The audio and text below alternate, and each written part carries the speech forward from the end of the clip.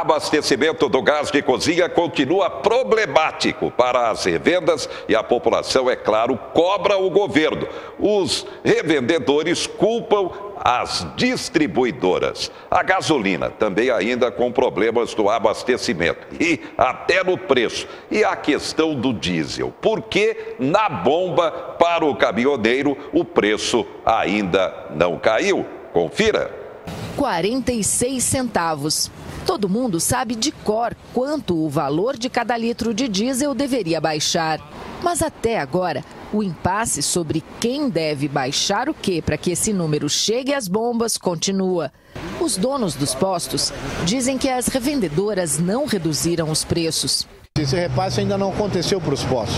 O correto seria que os postos só repassassem no momento em que comprassem o produto. Dependendo do lugar onde se abastece, o preço também varia de acordo com o ICMS cobrado, que depende do governo estadual. Em São Paulo, o tributo foi reduzido, então o preço deveria cair os 46 centavos. Mas tem dono de posto dizendo que só com prejuízo está cumprindo a lei. Eu, no meu caso, eu tenho 2 centavos de prejuízo por litro que eu vendo, porque eu quis cumprir a legislação. Do lado do PROCON, a fiscalização continua. O órgão de defesa do consumidor já recebeu mais de 4.500 denúncias contra postos de combustível. Desses, mais de 1.500 devem ser notificados nos próximos dias para que se defendam da acusação de prática abusiva de preços. O posto é que vai nos dizer quanto estava cobrando antes e quanto estava cobrando agora. E vamos verificar se há o desconto. Mas isso não vai ficar só no que o posto vai nos falar. Ele vai ter que comprovar isso com notas fiscais de venda e de saída do produto. O valor das multas é outro impasse. O PROCON diz que elas podem chegar a 9 milhões de reais. Os donos de postos alegam que isso é uma ameaça inconstitucional. Essa multa ela vai ser calculada diante do tamanho da empresa, né? O balanço da empresa, a gravidade do fato e o prejuízo causado ao consumidor. Uma multa de 9 milhões e 400, isso não é multa, isso é confisco, isso é contra a lei. Quer dizer, o que eles estão ameaçando os donos de postos, estão inclusive desrespeitando a legislação. Não existe multa de 9 milhões e 400, existe sim confisco na minha categoria. Enquanto isso, o consumidor espera pelos 46 centavos a menos nas bombas. Nada, caiu nada. E aí só baixou 10 centavos só. Não faz diferença? Faz diferença de nada. As distribuidoras informam que estão liberando diesel, já com redução de 41 centavos por litro. Agora, os postos afirmam que não estão recebendo o produto com o preço reduzido. E o impasse permanece. Destaques do momento: paralisação dos caminhoneiros, gerando perdas de mais de 5 bi ao agronegócio. Redução do preço do diesel retira 1 bi de obras em rodovias. Controlar o preço do diesel, gasolina, gás de cozinha, governo terá que subsidiar 30 bi. Ministro da Fazenda nega que o governo tenha interesse nesse subsídio. Mas tem o ano político, o ano eleitoral, e a população está brava e cobra do governo solução para a questão. Evilásio saiu de Santa Catarina no sábado e já abasteceu com desconto. Ele está indo para o Piauí e espera também encontrar preços baixos até lá. Eu abasteci lá no posto Consenso, só estava abaixando os 46 centavos lá. A partir do momento em que receberem o diesel mais barato das distribuidoras, os postos de combustíveis são obrigados a repassar ao consumidor final o desconto de 46 centavos no óleo diesel. Esse desconto tem de ser sobre o preço que era praticado no dia 21 de maio. A redução foi possível após o governo zerar a contribuição de intervenção no domínio econômico, a CID, reduzir o percentual do PIS/COFINS e subsidiar uma parcela do desconto. O dono do posto que não repassar o desconto ao consumidor final está sujeito a multa que pode chegar a até 9 milhões e 400 mil reais. Além disso, ele pode ter a atividade suspensa, o posto interditado e até ter cassada a licença para atuar.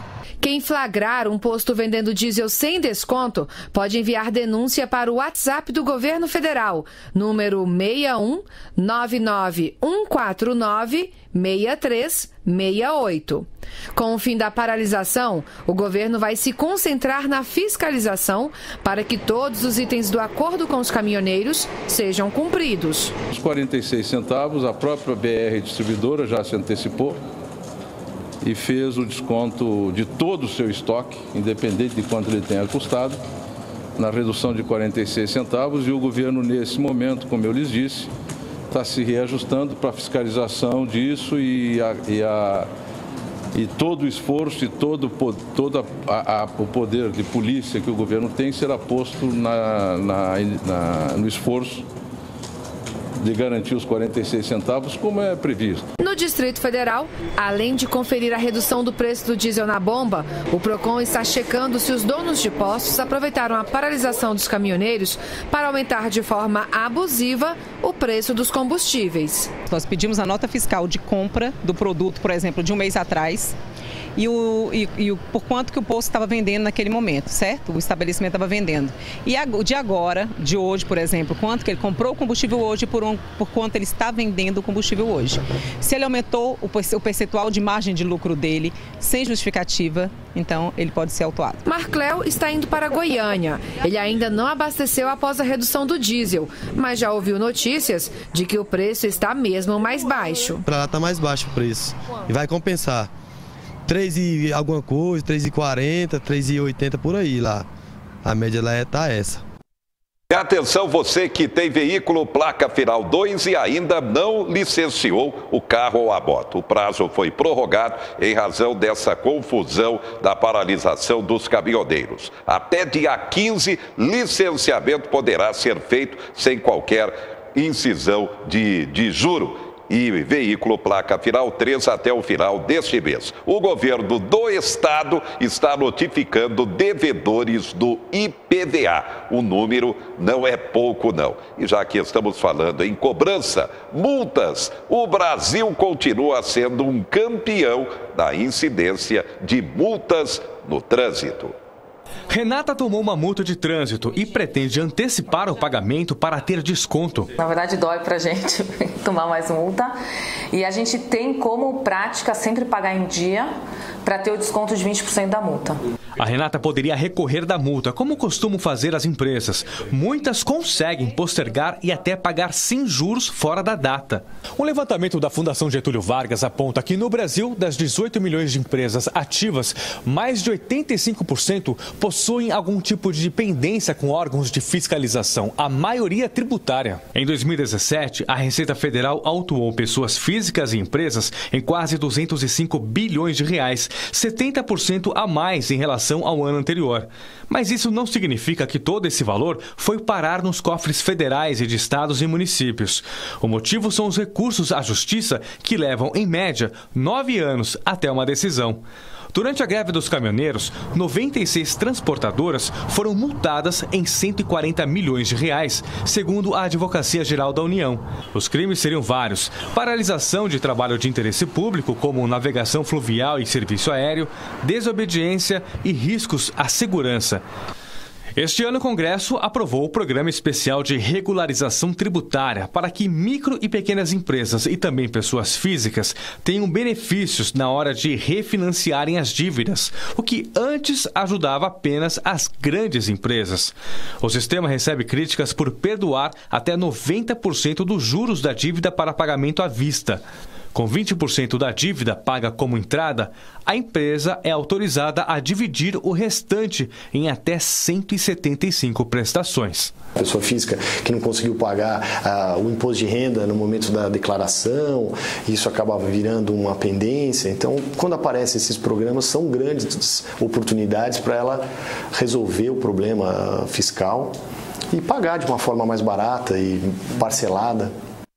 E o assunto continua sendo o trânsito e as multas. Uso de álcool antes de dirigir aumenta 16%, quase 10 anos após a lei seca. Está revelando pesquisa que acaba de ser divulgada. Homens admitem se arriscar mais. Nosso convidado para comentar esse assunto, Marcos Farto, especialista em trânsito. Boa noite.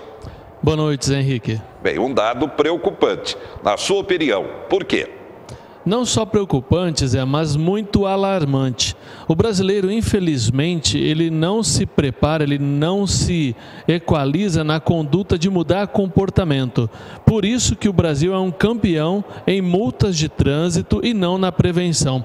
Aquele fato de arriscar, é só até ali, é uma voltinha, é só uma latinha, essas condutas, além da multa, podem colocar em risco a vida de pessoas inocentes. Então é muito importante colocar de maneira bem declarada que o risco não está apenas em uma multa de R$3 mil com uma suspensão de 12 meses, fazendo ou não o teste do etilômetro. Esse comportamento gera um prejuízo para a vida desse cidadão que pode perder o emprego, além de ter uma dívida altíssima para pagar. E se não pagar, torna-se dívida ativa e a tendência é aumentar a cada vez mais. Agora, na prática, é a falta de educação do brasileiro no trânsito, não Farto? Sem sombra de dúvidas. Quando o governo, em 2008, 2006, resolveu mexer na lei seca, foi mais um merchan político do que uma necessidade. Não precisava mexer, deveria apenas investir na fiscalização e na educação. Nós estamos no mês de junho praticamente.